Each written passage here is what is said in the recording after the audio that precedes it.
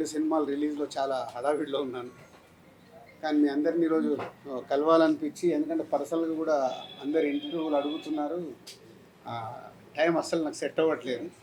సరే, అట్లీస్ట్ సినిమాల గురించి మీతో షేర్ చేసుకోవడానికే ఈరోజు ఈ ప్రెస్ మీట్ పెట్టడానికి మెయిన్ రీజన్. ముందుగా మొన్న రాజమండ్రిలో గేమ్ చేంజర్ ఈవెంట్ అద్భుతంగా జరిగింది, మీ అందరికీ తెలుసు. సో దానికి ఆ ఈవెంట్ అంతా అద్భుతంగా జరగటానికి మెయిన్గా డిప్యూటీ సీఎం పవన్ కళ్యాణ్ గారు. సో పవన్ కళ్యాణ్ గారు మేము అడగగానే ఆ ఈవెంట్కి రావడం, ఆ ఈవెంట్ అంతా ఒక అద్భుతమైన ఈవెంట్. అంటే నా లైఫ్లోనే ఒక అద్భుతమైన ఈవెంట్. మెగా అభిమానులు కానీ, జనసేన కార్యకర్తలు కానీ, పవర్ స్టార్ గారి అభిమానులు, ఇట్లా అందరూ అక్కడ ఇండియా ఈవెంట్ని ఒక అద్భుతమైన ఈవెంట్గా చేశారు. సో దానికి ప్రత్యేకంగా గౌరవనీయులు డిప్యూటీ సీఎం పవన్ కళ్యాణ్ గారికి థ్యాంక్ యూ వెరీ మచ్. మా కోసం అంత టైం స్పెండ్ చేసి వచ్చి మా ఈవెంట్ని, మా గేమ్ చేంజర్ సినిమాకి సపోర్ట్ చేసినందుకు. అలాగే ఏపీ గవర్నమెంట్ సంక్రాంతికి వస్తున్న సినిమాలకి బెనిఫిట్ షో కానీ, అండ్ టికెట్ పండగకి సంబంధించి టికెట్ రేట్స్ ఇవ్వడం కానీ, అది కూడా పవన్ కళ్యాణ్ గారు చొరవ తీసుకొని మాకు దుర్గేష్ గారు, మంత్రివర్యులు దుర్గేష్ గారితో మాట్లాడి టికెట్ రేట్లు 3 సినిమాలకి, సంక్రాంతికి వస్తున్న సినిమాలకు ఇచ్చారు. దానికి కూడా కళ్యాణ్ గారికి, అలాగే మంత్రివర్యులు దుర్గేష్ గారికి, and AP CM Chandrababu Naidu గారికి అందరికీ థ్యాంక్ యూ వెరీ మచ్.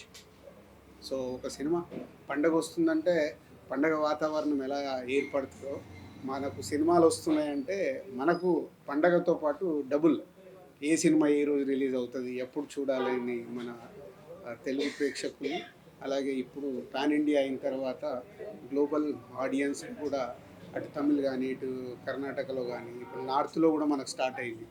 అలాగే ఓవర్సీస్లో కానీ మన సినిమాలకి, తెలుగు సినిమాలకి క్రేజ్ అండ్ రేంజ్ పెరుగుతూ ఉంది. సో పాన్ ఇండియా రిలీజులు కాబట్టి మాకు ఇంకా ఎక్కువ, ఫస్ట్ టైం నేను చేస్తున్నా, ఎక్కువ స్ట్రెస్లో పనిచేస్తున్నా. ఇంకా 3-4 డేస్లో ఈరోజు రేపు కంప్లీట్ చేసి గేమ్ చేంజర్ కాంటెంట్ పంపించేయాలి. సో గేమ్ చేంజర్ ప్రత్యేకమైన సినిమా. ఒక 3.5 years జర్నీ. మీ అందరికీ తెలుసు, 2021 ఆగస్టులో మొదలుపెట్టాం సినిమాని, పూజా కార్యక్రమం. ఆల్మోస్ట్ ఒక 3.5 years జర్నీ. ఎన్నో అప్ అండ్ డౌన్ చూశాను ఈ 3.5 yearsలో. అంటే 3.5 years అని కాకుండా కోవిడ్ దగ్గర నుంచే లాస్ట్ 4-5 years నుంచి ఆల్మోస్ట్ 4.5 years అయింది. 4.5 yearsలో చాలా అప్ అండ్ డౌన్ చూస్తున్నాను. అంటే ఎక్కువ ఎలా జర్నీ జరుగుతుంది అనేది చూస్తున్నాను. సో ఈ టోటల్ జర్నీలో వకీల్ సాబు 2020లో కోవిడ్ రాకుండా ముందు సినిమా స్టార్ట్ చేసి మేలో రిలీజ్ చేద్దామని ప్లాన్ చేసాం. May 21 మీ అందరికి గుర్తుండే ఉంటుంది. మార్చిలో కోవిడ్ వచ్చి లాక్డౌన్ వచ్చింది. అది కాస్త అలా 2020 మేలో అనుకున్న సినిమా 2021 April 9th రిలీజ్ చేసాం. అంటే ఆల్మోస్ట్ 1 year. అంటే కోవిడ్ దగ్గర నుంచి ఇలాంటి చేంజెస్ అంటే మన చేతిలో లేకుండా జరుగుతూ వచ్చాయి. సరే, ఆ సినిమాను అద్భుతంగా తయారు చేసి అద్భుతంగా పెట్టాము. April 9th రిలీజ్ అయిన 4వ రోజే మళ్ళీ కోవిడ్. అంటే కళ్యాణ్ గారితో నాకు చాలా ఇంట్రెస్ట్గా, మీ అందరికీ తెలుసు I'm big fan of Pawan Kalyan garu. ఇంట్రెస్ట్గా దాన్ని కళ్యాణ్ గారికి మళ్ళీ రీఎంట్రీ, గ్యాప్ తీసుకున్న తర్వాత రీఎంట్రీ సినిమా.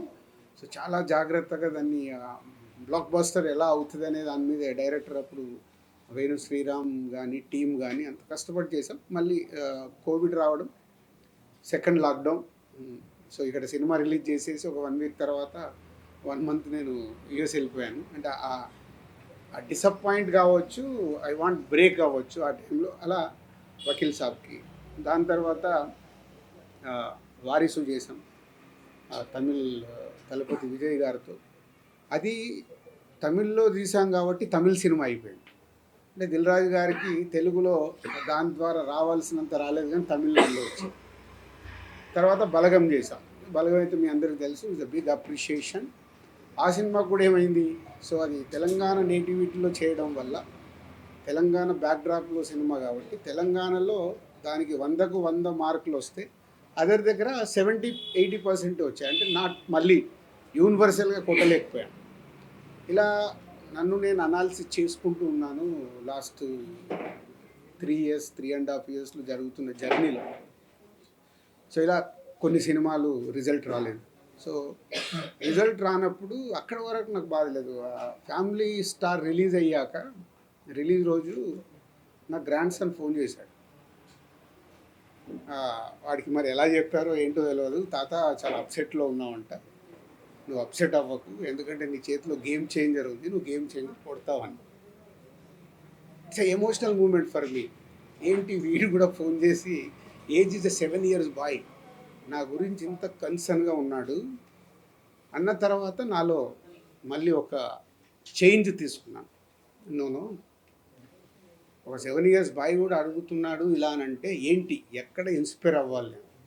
సో సినిమాలు మళ్ళీ పాత రోజుల్లాగా నేను ఎక్కడ మిస్ అవుతున్నాను, ఎలా పట్టుకోవాలి అని ఒక టార్గెట్ స్టార్ట్ అయింది. నాట్ ఓన్లీ ఆరాంష్, వాడి పేరు, మై గ్రాండ్ సన్ పేరు ఆరాంష్ అని కాదు, చాలామంది ఏమైంది సార్ మీడియా మిత్రుల్లో ఉన్నా, మీ సినిమాలు రావట్లేదు, మీకు రిజల్ట్ వస్తలేవు, దిల్ రాజు జడ్జిమెంట్ అయిపోయిందా, ఇలా రకరకాలుగా శ్రేయోభిలాషులు మాట్లాడడం కావచ్చు, ఇండైరెక్ట్గా మాట్లాడడం కావచ్చు, చెవున పడుతూ ఉంటాయి.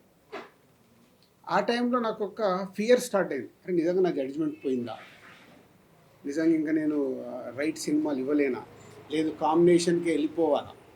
ఇలాంటి టైంలో ఒకరోజు అనిల్ రావిపూడి కూడా ఇట్లా నా క్లోజ్ ఉండే డైరెక్టర్స్తో కాన్వర్సేషన్ స్టార్ట్ అయింది. సార్ ముందు ఉన్నదానికి ఇప్పటికీ నాలో ఏదో తేడా కనిపిస్తుంది, మీ అబ్జర్వేషన్ ఏంటి, నా క్లోజ్ ఉన్న వాళ్ళకు. లేదు లేదు సార్ మీరు సేమ్ చేస్తారు, లేదు లేదు సేమ్ చేస్తే నా ఈ రిజల్ట్లు ఇంత చేంజ్ కాకూడదు, ఎక్కడో ఏదో. మా శిరీష్ గారు ఇక చెప్తూనే ఉంటారు, లేదు లేదు నువ్వు ఓవర్లోడ్ అవుతున్నావు, ఓవర్లోడ్ వల్ల యు ఆర్ నాట్ కాన్సన్ట్రేటింగ్. న్యాచురల్గా పండ్లు పెరిగినప్పుడు వర్క్ స్ప్లిట్ అయిపోతుంది, అది ఎవరికైనా. నా పరిస్థితి కూడా అలాంటిది. లేదైతే I want is a steam line, దేనికి ఎలా చేయాలి అని. సో ఎప్పుడు ఇక్కడ సినిమా ఫీల్డ్లో సక్సెస్ ఉంటేనే వాల్యూ ఉంటుంది, అది ఎవరికైనా.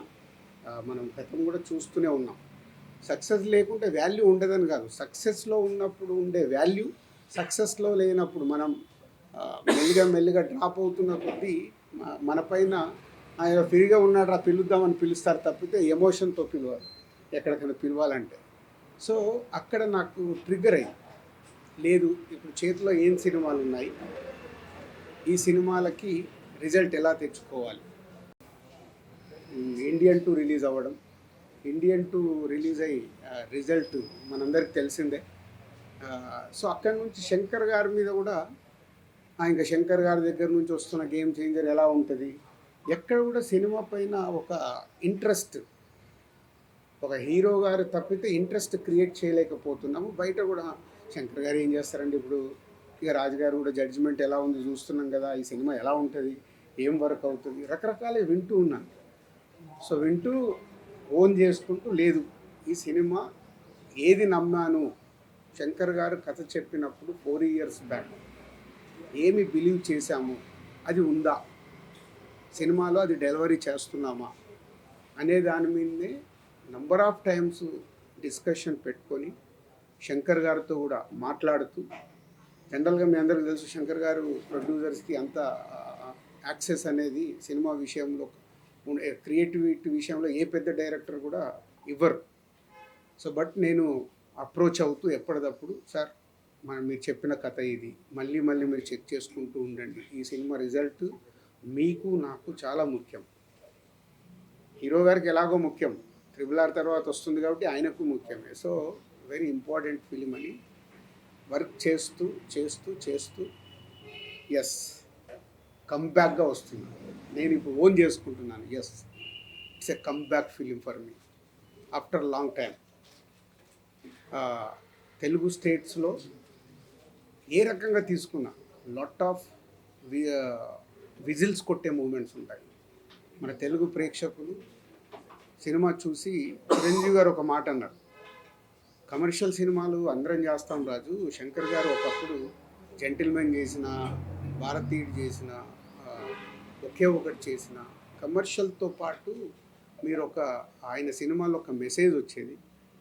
నీ దగ్గరికి వెళ్ళి కూడా చాలా సినిమాలు నువ్వు ఫ్యామిలీలో తీసిన, యూత్లో తీసిన ఒక మెసేజ్ అంటే కమర్షియల్గా ఉంటూనే ఒక సినిమాలో ఒక వాల్యూతో ఇచ్చేవారు. సో నీకు చాలా రెస్పెక్ట్ ఫిలిం ఇది. కమర్షియల్తో పాటు చాలా రెస్పెక్ట్గా ఫీల్ అయ్యే సినిమా ఇది. అంటే శంకర్ గారు చెప్పిన దానికి, కథ విన్నప్పుడు నేను ఫీల్ అయిన దానికి, చిరంజీవి గారు ఇచ్చిన స్టేట్మెంట్కి రెండు నాకు బాగా సింక్ అయ్యాయి. సో అలాంటి సినిమా ఇది గేమ్ చేంజర్. శంకర్ గారు ఒక శివాజీ చూసుకుంటే ఇప్పుడు ఎలా అయితే టిట్ ఫర్ ట్యాట్ ఒక హీరోయిజం ఉంటూ ఒక టిట్ ఫర్ ట్యాట్ ఉంటుందో, అలాగే ఇవాళ పొలిటికల్గా ఉన్న మనం చూస్తున్న స్టేట్స్లో కానీ మన ఇండియాలో ఆ పొలిటికల్లో ఉన్న మూమెంట్స్ కానీ హీరో విలన్ మెయిన్ అంటే ఎస్జే సూర్య గారు, రామ్ చరణ్ గారు సీన్లు వస్తుంటే థియేటర్లో విజిల్స్ మూమెంట్స్, అవన్నీ క్లాప్స్ కొట్టే మూమెంట్స్, ఇలాంటి ఎన్నో సినిమాలో కుదిరాయి. ఆయన అనుకున్నాయి ఫైనల్ చూసుకున్నప్పుడు అవి కుదిరాయి.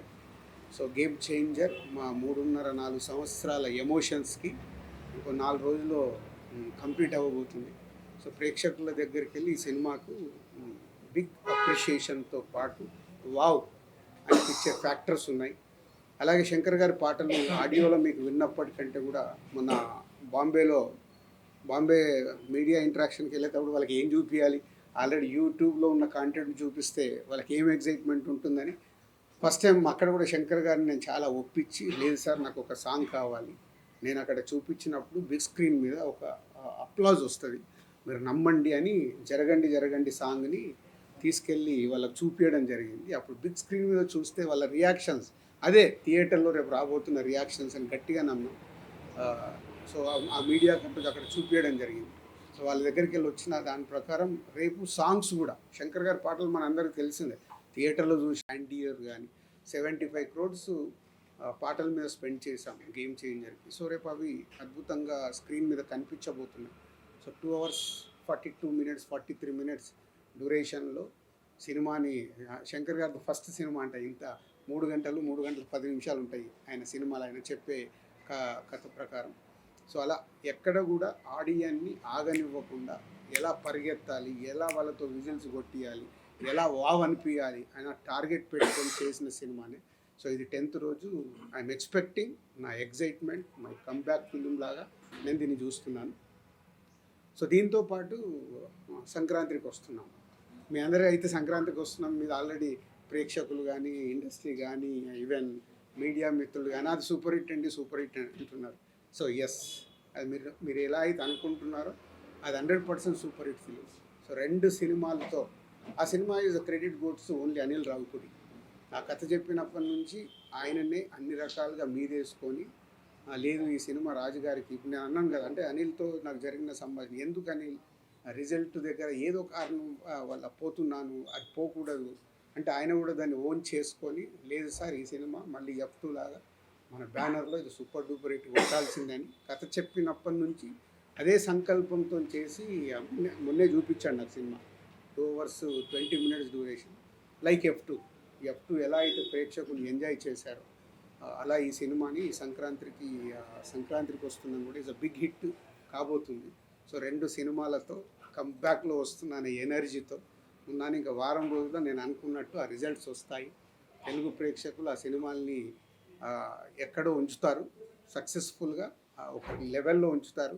మళ్ళీ సంక్రాంతికి దిల్ రాజు కంబ్యాక్ అని మీడియా మిత్రులు స్టేట్మెంట్లు రాస్తారు, అంత కాన్ఫిడెంట్గా ఉన్నాను. సో ఈ కంబ్యాక్తో పాటు ఈ సక్సెస్లతో పాటు నెక్స్ట్ చేయబోయేది చాలా జాగ్రత్తగా ఒరిజినల్ దిల్ రాజు ఎలా సినిమాల గురించి కష్టపడేవాడో, తక్కువ సినిమాలు చేసినా నా ఫోకస్ అలా పెట్టి సినిమాలు తీయాలనే సంకల్పంతో ఉన్నాను.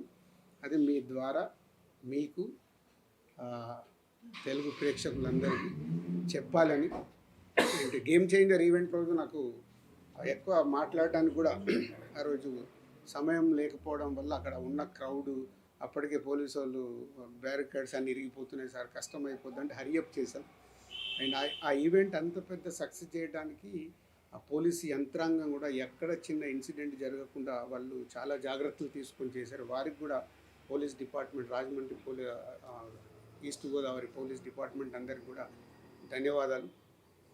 సో పోతే ఇందాక ఆరాంశి చెప్పిన దానికి నాలో ఎనర్జీ తెచ్చుకోవటానికి ఒక వ్యక్తి కారణం, ఆయననే ఇన్స్పిరేషన్గా తీసుకున్నా.